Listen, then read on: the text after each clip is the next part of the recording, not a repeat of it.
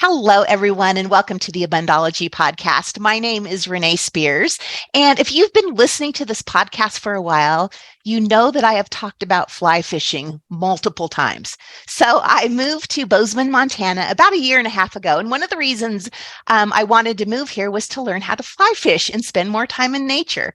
So I was overjoyed last year when I found a fly fishing class, especially for women, that taught you everything because I honestly did not know one thing about fly fishing. So today we are talking to the instructor of that class and the owner of Two Gals in a Boat, my friend Sue Kerver. Hi, Sue. Hi, Renee. How are you? Good. Thank you so much for being here with me today and talking about fishing. Thanks for having me. I mean, how much fun. Spend a whole podcast talking about fishing. I know. I love it. Now, you're one of the most interesting people I know. In addition to owning Two Gals in a Boat, you're a fly fishing guide. You spent 12 years in the Coast Guard and are a Coast Guard licensed captain. And you served 2 years in the Peace Corps in Ethiopia. It's crazy. What a life, huh? Yeah, and I feel like I'm only just getting started. But yeah, those are all foundational experiences I feel that have led me to this place where I'm at now, and position me in such a way where I can empower women, especially with getting into the outdoors. Yeah. So let's start with how you got into fly fishing. Sure. So that's kind of a crazy story. I got out of the Coast Guard back in 2012. And I think, like a lot of veterans, I was trying to find my way sort of back in the civilian world, if you will. You go from this space where you have like a close-knit, almost family feeling, and there's a lot of structure and, things like this that you find in the military. And then you're launched back out into the civilian world. So I struggled, and I will admit that I struggled with purpose, and I struggled with trying to figure out this next stage and what I was doing. And one thing that I found solace in was fly fishing. So I didn't know the first thing about fly fishing, and I was trying to figure out, how can I do this and connect with people? That was sort of my big thing, is how can I find that community that I was craving, that I felt that I had lost when I left the military service. So I connected with a lot of veteran organizations that were specific for fly fishing. And I found that I was routinely the only woman participant in these organizations. And so, we could talk about that in a few minutes, but that certainly led me down a whole different road because, when you are the only one, it brings up a whole lot of different things. Yeah. And not one of the things, there's so many things that I love about fly fishing, but we talk a lot about mindfulness on this podcast and meditation. And, when you're fishing out there, you enter, that state that really resembles meditation for so many reasons. One, you're in nature. I mean, come on, it's easy when you're out in nature. Two, you have to be really focused, because I think that people don't realize how much there is to fly. Like, I just thought, oh, no biggie, I'll put, a fly on and get out there and cast. Oh, no. You have to know the types of flies, the line, the pole, where to fish, the time of the year, all of those things. Mm-hmm. So it requires you to stay focused. And then the other part of it is just that rhythm of casting, that just kind of gets you there. Yeah. So I can really see, one, how great this would be for people that were coming out of the military and veterans, and, just for peace of mind, to lift depression, maybe even help with PTSD.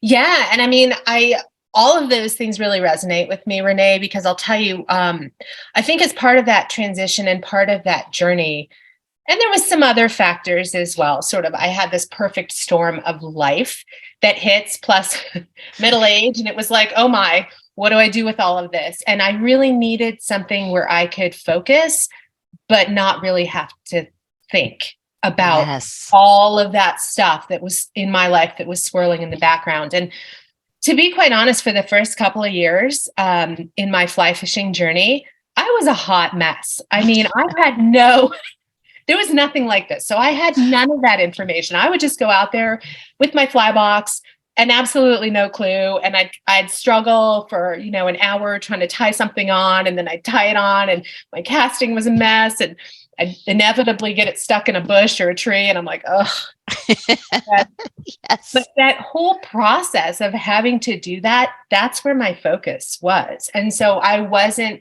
feeling that day-to-day anxiety or stress or, depression or any of those other elements that I was struggling with. And I think the reason that I continued to pursue it on a deeper level is because for me, it was so impactful and so healing in my journey that I recognized that this could also be impactful and healing for others, especially for women. And so that became my purpose. I was like, how can I take these life lessons? How can I take these feelings of empowerment? How can I take these opportunities that have allowed me to grow and share that with others? And so do I teach fly fishing? Yeah, absolutely. Like that's what we do. We get out on the river and, teach all the basic elements, but there's more to it. It really is, how do we reduce those barriers? How do we allow for community? How do we allow people to come together in a safe space where they feel okay, even if they're fearful about being outside, even if they have this resonating sort of narrative that says, I can't do that. I could never, that sort of, I could never do that thing. And how do we create success? So that's my mission now. That's what I'm doing because of that journey that I went through to get here. Yeah. So, yeah. Well, and one of the wonderful things I loved about the class was doing it with all the other women. Part of the reason in addition to wanting to learn how to fish, was meeting new friends and cool friends that liked to be outside and be in nature. And the connection of the people in that group was great. And I think also because the majority of us were starting from zero. So it was okay to be a beginner and not know anything, and then that sense at the end of, I'm going to get a little teary almost, of like mastery, like, man, I saw some guys out fishing a few days ago, and I was able to talk the lingo with them and ask about the flies they used and, their line and all that. And it just made me feel like part of the community here. And that's the purpose. I just love that was your experience, because that's exactly what I wanted to create. As I said, when I first started this journey and I was with my veteran brothers, I wasn't with my veteran sisters, right? And so while there was this sense of community, it wasn't my tribe. It wasn't people that I fully, on a deep level, connected with. And I just decided, I went through a leadership veteran training specifically for women. And there was a lot of amazing women in there who wanted to do a lot of amazing things. But what I was hearing was, I have fear. I have uncertainty. I'm not sure. And I just thought, man, if I could do something where I bring women into a space where we do this together and we become sure and we get rid of those doubts and we get rid of that uncertainty.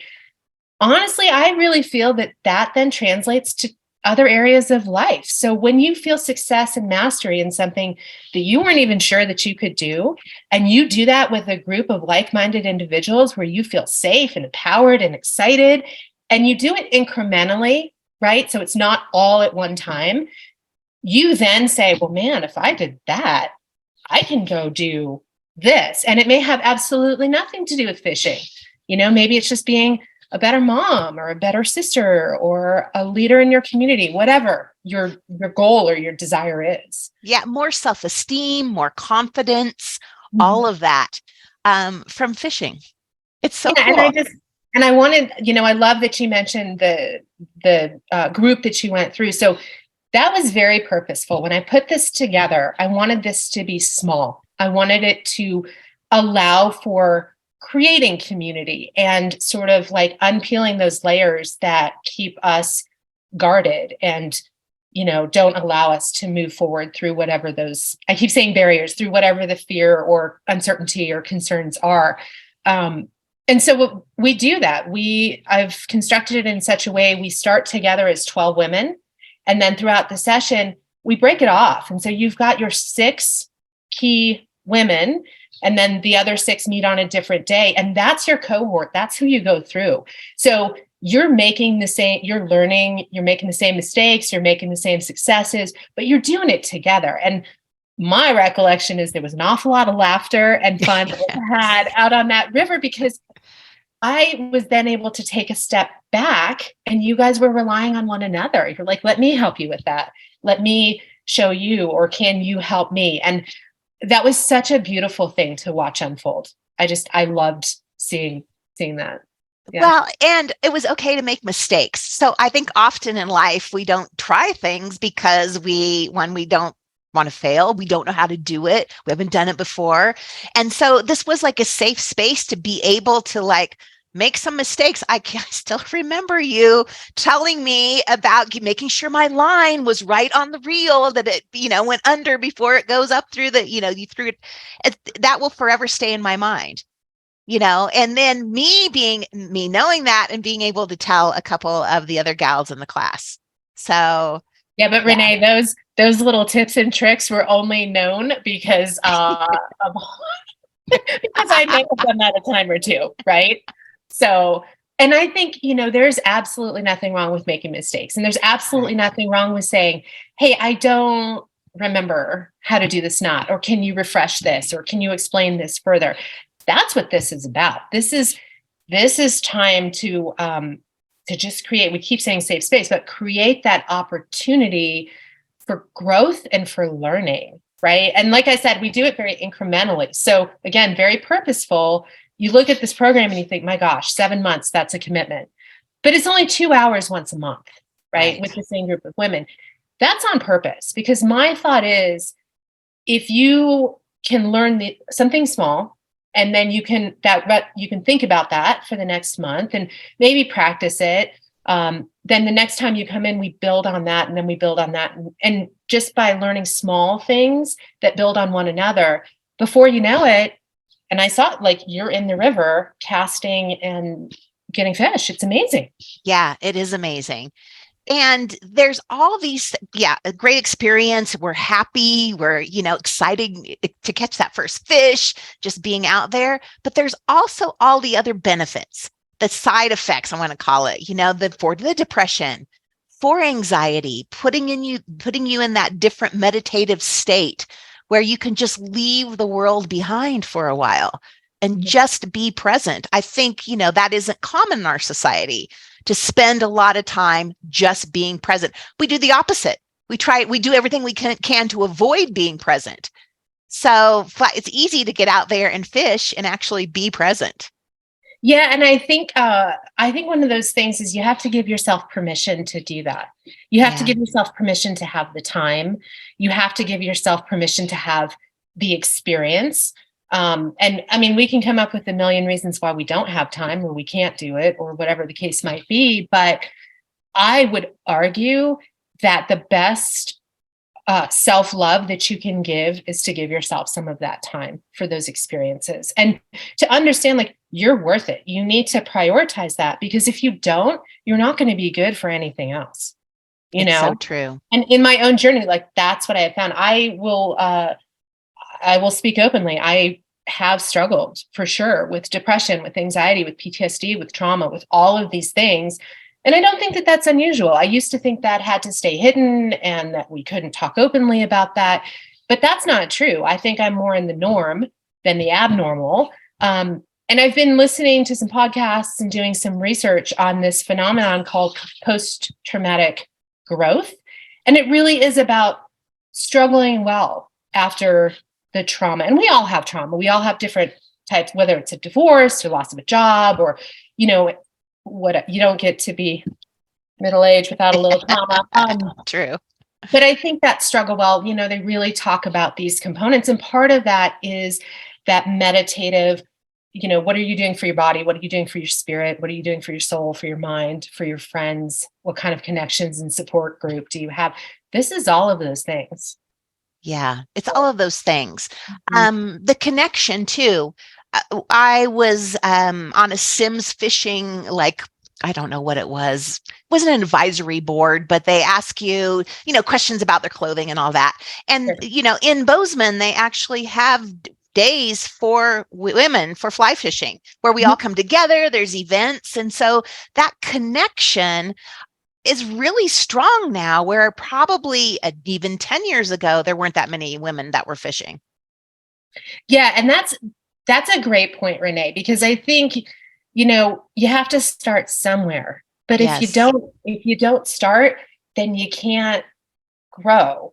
And so like if you think of doing something like this as a foundational piece to get the lingo, to get the Yes. experience, to get the exposure, what could that then lead to? What more could you do? What more connections?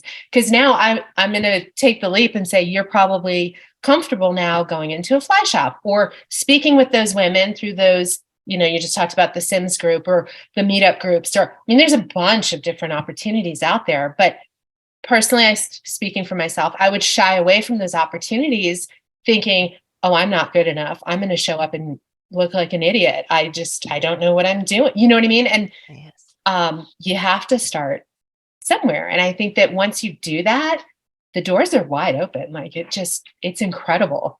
Yeah, it really is. When I was doing a little research about the benefits of fly fishing before we got on today, this is an interesting fact, is I forget about the exercise and how good it is for your body too. Yeah. It's all so great for your mind and spirit and soul. But 1 hour waiting, in the river because you're fighting that current there, you got to hold yourself tight. It burns between 700 and 1,600 calories, 1 hour of fishing. Isn't that crazy? Okay. I have to admit, I did not know that. I just know every time I go wade fishing, I'm like, wow, that was, and then if you couple that with a nice hike, because you're doing a small backcountry stream or something like that. Yeah. And then you're using your whole body, your core to hold yourself, there, Yeah. and casting is so cool. Mhm. So one of the reasons that I joined this class is my dad has fly fished for his entire life. His birthday was yesterday. He's 85. He never listens to my podcast, so I'm going to actually send him this episode. And one of the reasons I wanted to learn how to fly fish was to go fly fishing with him. So he is coming up to Montana this summer so we can fly fish together. So Yeah. I know I'm overjoyed. So talk about connection, just, more connection even in my own family of being able to do something with my dad while he's still able to. Yeah, yeah. And I mean, I'm seeing that with a lot of the gals, right? As there's connection with each other. But I have a lot of folks who are like, well, Sue, I want to be able to fly fish with my kids. I mean, I've gone out with some of my friends who have young girls, and we're getting them on the river at a very young age, and we're helping them feel excited about this. And the other thing that we haven't talked about yet, but especially with the younger generation, we talk a lot about conservation and our fisheries and what that means and how we can keep our fisheries and our rivers and our watersheds healthy as we progress. And that is so critical that especially the next generation, these generations coming up, understand that and understand their impacts as they're doing these recreational activities. So I think having that connection, being able to expand this and doing this with family, I had some ladies that are like, well, I want to be able to fish with my husband, or I want to be my partner, or my kiddos, or my parents, or whatever the case might be. Yeah, it just opens up a lot of chances for them. Yeah, and I'm glad you brought up the conservation point, because I feel like that is the other level of this, is really connecting on a soul level with nature Mhm. and being aware of the things on your boots so you don't spread them from one some piece of water to another. Mhm. um Making sure you're, what do you, not bobbers, what's the lingo The for, strike indicator. yeah, strike indicator. I'm an old fashioned, want to call them bobbers. The strike indicators that happen to get off, that make sure they're recyclable, all of that kind of stuff. Right. So we talked a lot about that in the class, and it was really wonderful.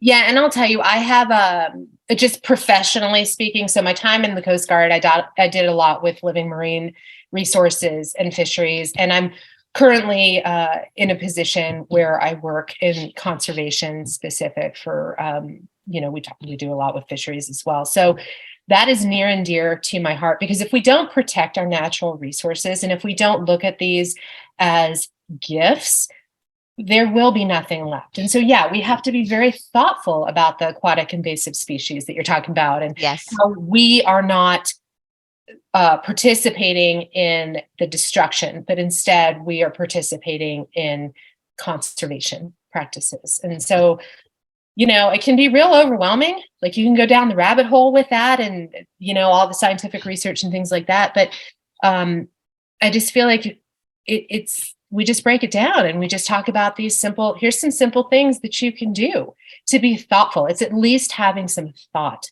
around this, so that, you're thinking about not leaving your trash in the river, and not, just little things that can make a huge impact. Yeah. And especially now, I think because fly fishing is exploding in popularity, and there's so many more people on the river and the lakes now, it's even more important than maybe it's ever been.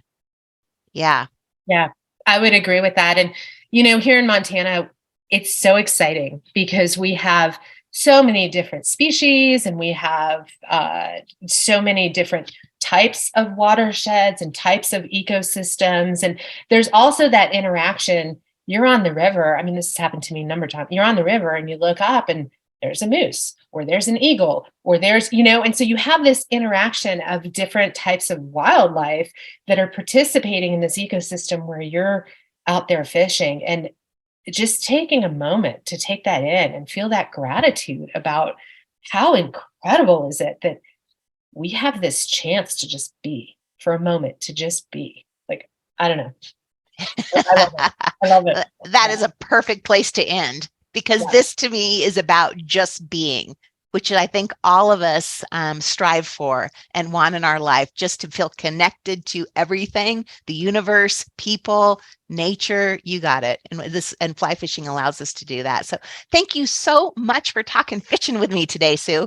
Well, thanks for having me, Renee. I'm so excited to just sort of share a little bit of myself and my passion and, honestly, my mission. Yeah.